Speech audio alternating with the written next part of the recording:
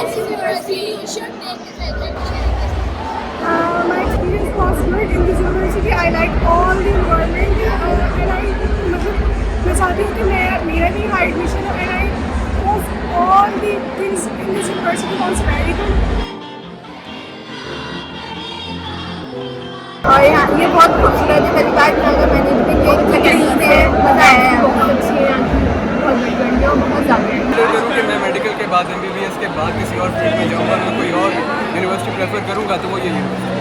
आगे कि हम इंटर क्लियर करने के बाद इस यूनिवर्सिटी में आए क्योंकि हमारे हिसाब से यहाँ पर बहुत सारी चीज़ें हैं जिससे हमें अपने फ्यूचर में बहुत बनने में और सीखने में मिलेगा। एक अच्छे बड़े एरिया पर ये यूनिवर्सिटी बनी हुई है, इसका माहौल वगैरह काफ़ी अच्छे है, एंजॉयमेंट काफ़ी है, काफ़ी एक्टिविटीज़ हैं और हमें मतलब ये विजिट करने के बाद यहाँ पे हो रहा है दिल कर रहा है हमारे कि हम यहाँ पर एडमिशन